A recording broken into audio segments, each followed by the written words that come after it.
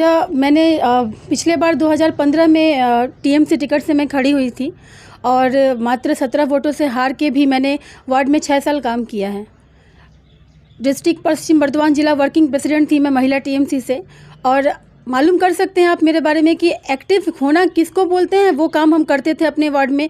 सुख में दुख में खड़े होना, इसी को शायद काउंसलर बोला जाता है। लेकिन मैंने एक्स काउंसलर होते हुए भी वार्ड में बहुत काम किया है। लेकिन इतने काम को देखते हुए भी पता नहीं हमारे दल में, मैं टीएमसी पार्टी को दोष नहीं दूंगी। मैंने आगे भी अपने रिपोर्ट में ये कहा है कि मैं टीएमसी पार्टी को दोष नहीं दूंगी।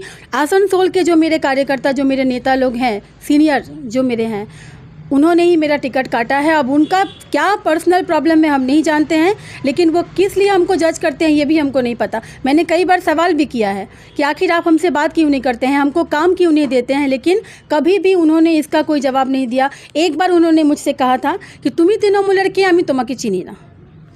मनोबल की देखिए, आप जब खुद को कमज़ोर समझिएगा तभी आपको मनोबल का कमी महसूस होगा। मनोबल कमज़ोर कब होता है, जब आप देखिएगा मेरे पीछे कोई नहीं है।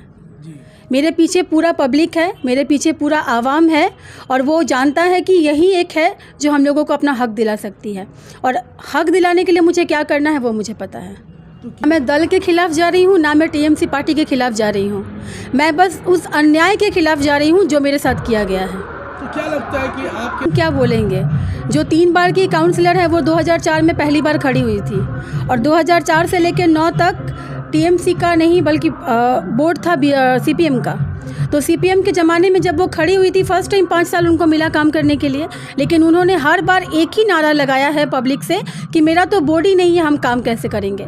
चलिए आपको दिखाते हैं। हम लोग के 76 नंबर वार्ड में सीपीआई की काउंसलर है कविता घोष। नाम तो एक ही है पर काम एक नहीं है। उन्होंने 80% वार्ड में अपना काम किया है और अभी भी वो सीपीआई से खड़ी हैं वहाँ पे। वो एक ही बात बोल रही है, 20% जो मेरा काम बाकी है उसको हम करेंगे। तो ये फिर कैसे बोलती हैं कि मेरा बोर्ड नहीं है? आप कॉर्पोरेशन बोर्ड मीटिंग में बैठिएगा नहीं तो आप पब्लिक का समस्या जाके वहाँ बोलिएगा कैसे? एक्चुअली में आप कभी इस वार्ड को अपना समझी ही नहीं है। और असल बात यह है कि वो तो है 28 नंबर वार्ड से, जिसको बांग्ला में बहिरागत बोलते हैं। तो जो बहिरागत है वो कहाँ से वार्ड का काम करेगा? हम तो यही बात जानते हैं। जो उस वार्ड का सदस्य है, जो उस परिवार का सदस्य है, वो इसको दुख को समझेगा और अपने वार्ड का हर एक चीज़ को पूरा करेगा। पानी का दिक्कत हो, रास्ता का हो, रोड का हो, नाला का हो। मेरे वार्ड में जाके आप देखिए, हर एक वार्ड में LED लाइट का ज़माना आ चुका है, लेकिन मेरे वार्ड में आज भी ट्यूबलाइट लटक रहा है। हर जगह लटक रहा है। हम जानना चाहते हैं कि आखिर उन्होंने काम क्यों नहीं किया? पैसा जो आता था वो कहाँ गया? यही सवाल पूछो तो आप सबसे गलत हो, आप इसका प्रतिवाद करो तो आप गलत हो।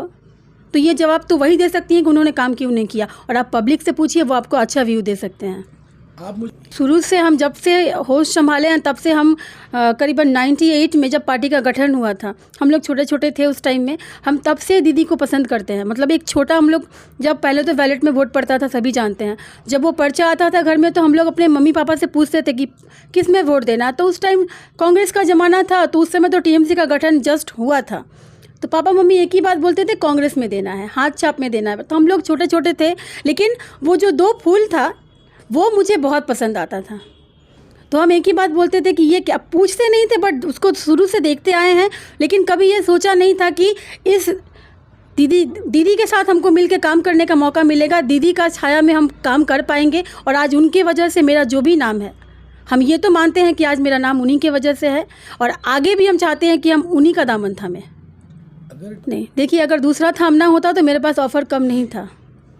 कोई भी स्ट्रांग कैंडिडेट को कोई भी पार्टी छोड़ना नहीं चाहता है। वो चाहता है कि उसको पकड़ेंगे तो एक वार्ड जीत पाएंगे, हम एक मोहल्ला जीत पाएंगे, एक विधायक जीत पाएंगे। लेकिन मैंने कभी भी टीएमसी को छोड़ के बीजेपी की तरफ देखा नहीं, ना ही कांग्रेस की तरफ, ना ही सीपीआई की तरफ। क्योंकि टिकट डिक्लेयर होने के बाद भी मेरे पास ऑफ़र था अदर्स पार्टी से कि आप ज्वाइन कीजिए हम लोग को, हम लोग आपको टिकट देंगे। लेकिन हमने एक ही जवाब दिया है कि मैं गद्दार नहीं हूँ। पहचान इंसान का अपना नेचर से होता है। कह चुकी है। देखिए, बीजेपी टीएमसी आपस में लड़ रहा है, लेकिन इस बीच में हम अपने वार्ड के न्याय के लिए लड़ रहे हैं, अपने वार्ड के उन्नयन के लिए लड़ रहे हैं। जो हर बार एक ही बात बोला जाता है कि उन्नयन कोथाय होच्छे, उन्नयनटा होल। आज आसनसोल सब डिविजन में 106 वार्ड है, सभी जानते हैं। 106 वार्डों में जितना काम हर जगह हुआ है, आसनसोल के 29 नंबर वार्ड में कोई भी काम नहीं हुआ है। आप लोग सर्वे कर लीजिए, और जितना भी काम का पैसा मैंने पास करवाया है, हम लोग के जो पूर्व मेयर थे जितेंद्र तिवारी जी, उनको, वो हम लोग के आसनसोल के मेयर थे, उनको बोल के मैंने बहुत सारे कामों को पास करवाया था, जो आज एक मुद्दा बना हुआ है हम लोग के आसनसोल के हर एक काउंसलर के लिए जो खड़ा हुआ है। हर कोई बोल रहा है कि हमको गारुई नदी का प्रॉब्लम सॉल्व करना है, लेकिन इसके पहले भी तो हर कोई जो भी खड़ा हुआ है वो कोई ना कोई मंत्री साहब से या फिर मेयर साहब से किसी ना किसी से अटैच में था, साथ में काम कर रहा है करीबन 8 सालों से 10 सालों से। तो आप जब यहाँ के बच्चे हैं, यहीं बड़े हुए हैं, तो आप लोगों ने क्यों नहीं आज तक उनसे कहा कि ये गारुई नदी का समस्या मेरे वार्ड का है, हम उस वार्ड के सदस्य हैं, उस वार्ड के वोटर हैं, ये मेरा घर नदी के पास पड़ता है सर, इसका कुछ उपाय किया जाए, नदी बनवाया जाए।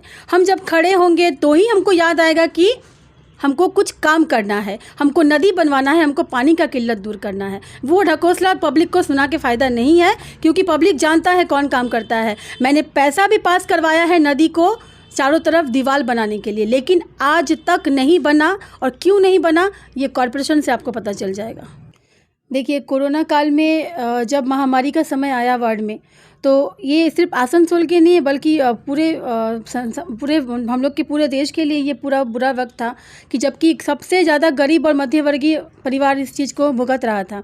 तो हम लोग के इस आसनसोल में 29 नंबर वार्ड भी एक जगह है, मेरा वार्ड, जहाँ पे ये समस्या बहुत भारी मतलब देखा गया। मेरे वार्ड में कुछ ऐसे लोग हैं, देखिए, जिनको खाने का बहुत बड़ा जो रोज़मर्रा की ज़िंदगी जीते हैं, रोज़ कमाते हैं, रोज़ खाते हैं।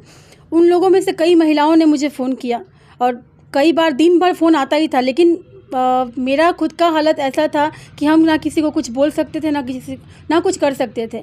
लास्ट में कई महिलाओं ने फ़ोन किया कि दीदी मैं तो पानी पी के सो जाऊँगी, पर बच्चे को क्या खिलाऊँ।